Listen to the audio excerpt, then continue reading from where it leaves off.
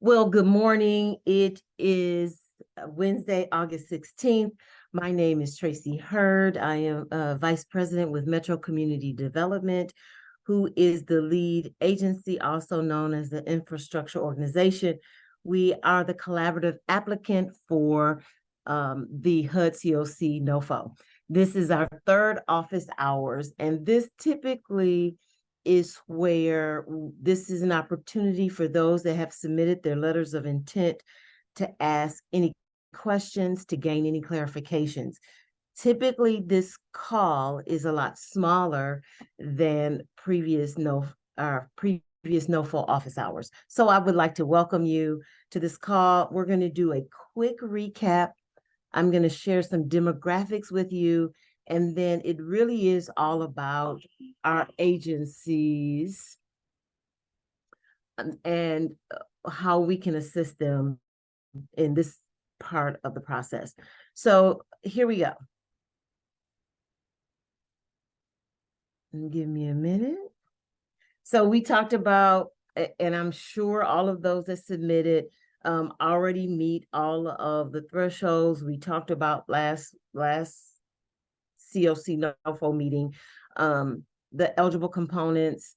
Everyone, there was no one that was late for the letter of intent.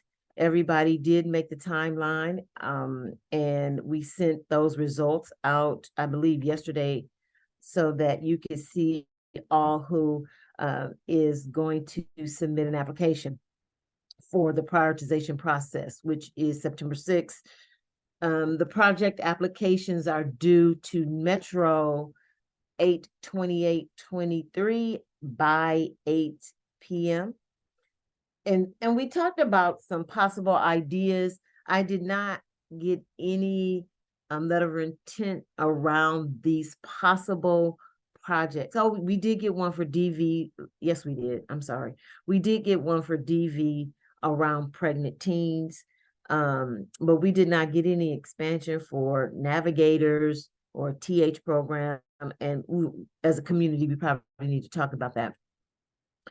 Again, to reiterate, there's $280,000 for COC bonus. There's almost $500,000, over $500,000 for DV. And I touched on how reallocation is, HUD really values reallocation and is more apt to award a new project if there's reallocation involved. So we'll talk about that as a community. I wanted to, before I get to what questions might you have for me, I wanted to share some demographics with you. So hold up, let me bring the demographics up. Hey, Shelly.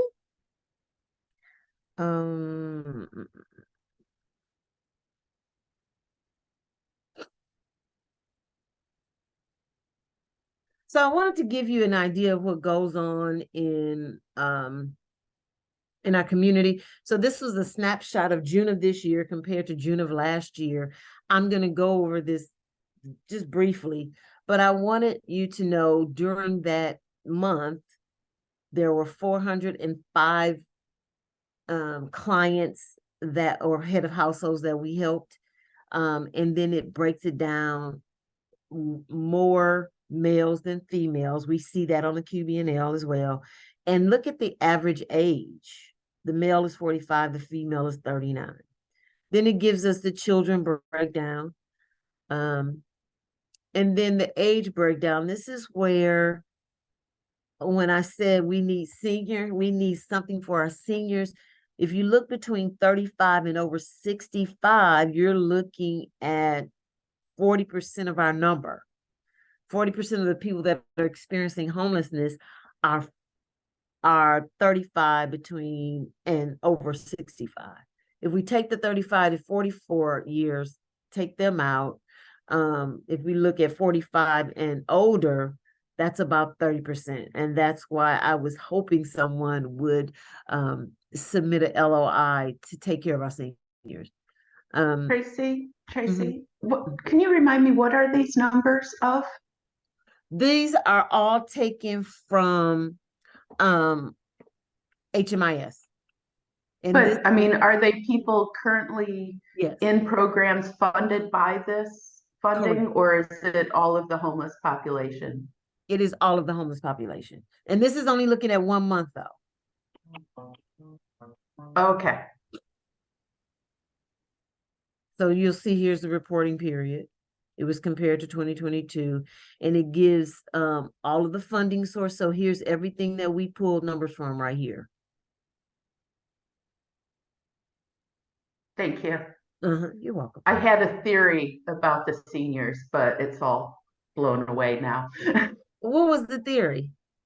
Well, I thought these were I thought these were numbers of the people who are in the programs that are getting funding Okay. through this NOFO. And Oh, okay. like, we have people in PSH who have been there through the entirety of the program, and they weren't Yeah. seniors when they started in it. Good point. But that's not these numbers, so Right. it's irrelevant. Okay. Okay, but that is a good point. Thank you for bringing that up. So just the age breakdown, and then we look at the gender breakdown. When you look at teen pregnancy, that is a very small number compared to other demographics. So we have to talk about that as we move into the prioritization of funds. When we're asking for new projects, we need to really look at how much money we're asking for, and does that reflect what the numbers tell us they are. So does that make sense to you guys? Yeah, okay. So we will, I know Shelter Flint and YWCA did ask for expansion. And so we will put together, so expansion is really a new project. We have to put it under the new project category. And I shared this with Shelley. HUD typically does not fund additional dollars for supportive services, admin, and operations. Every now and then they will. We'll move it forward.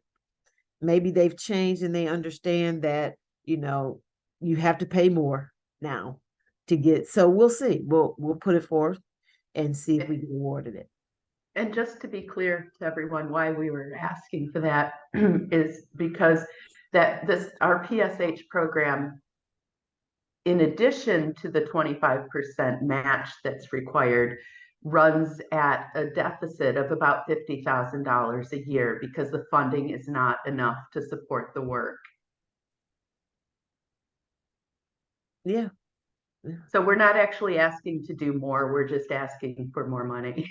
And then you'll have an opportunity to explain that September 6th. Anyone that's adding expansion or new projects, they get to present and share your reason for requesting that. So that'll be great for the community to hear. Amy, I know your program asked for about 10,000 more, and it was in different categories. We'll get to that September 6th. But typically, your first renewal, we probably won't move it forward for expansion. I have to see the rules on it, but I really believe if it's your first year and you haven't demonstrated that you overspent in that category, we can move it forward with more money. So I will, of course, go back to the NOFO rules and see if we can. And we're having a meeting next week. Okay. So Michelle was off this week.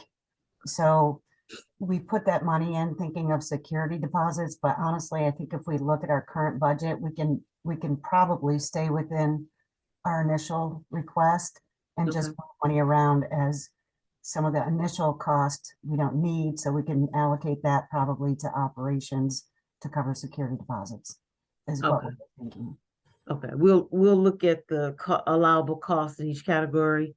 But it is better that you sent the LOI requesting more, because if you hadn't, I mean, Well, and that was kind of what we did, just in case. So as we work on this, I'm sure we'll call you with specific questions Yeah. about if it's okay or not okay. Yeah, absolutely. That's Okay. what we're here for. Now I'm opening it up to Amy and Shelley. Do you have any questions, any comments, any concerns? The floor is open to you two. I have the stupidest question ever. You never do. No, You make us no. think. This really one is good. really stupid because No. I've been doing this now for a few years and I've gone over all the materials. And am I turning into you on by August 28th anything other than those sheets, those application sheets? That's a good question. That was my question, sort Yeah. of. So Okay. yeah. Oh, I'm sorry, Amy. It's a brilliant question. I am going to add something. So remember last year we had, do you have somebody on the board that is experiencing homelessness? I am going to send that to you guys. It's a quick questionnaire, yes or no. But what you have, and you may not have any changes. You might just send it right back to me with no changes. Because HUD does have we can submit, there's a category where we can say no changes. So don't make it hard on yourself. If you're not changing anything, just send it right back to us saying no changes. Well, we've changed them to reflect the current numbers of people in units. Okay. Okay. That's fine. Okay. We put a That's lot no of work problem. into that. I hope we needed to do that. Yeah, you can update. Yeah, sometimes Okay. from year to year, the numbers are so similar. They just keep them, but that's why HUD allows us to submit without changes. Literally, they want us to submit. They prefer that we do use submit without changes, but that we don't get dinged because we have changes. Anything else? All right, thank you guys. Have a wonderful rest of the day. Call us, Erica and I, anytime. Email us. We're here for you. Hey, Gina, we see you. Thanks for being on. All right, everybody. Have a great day. Good seeing you.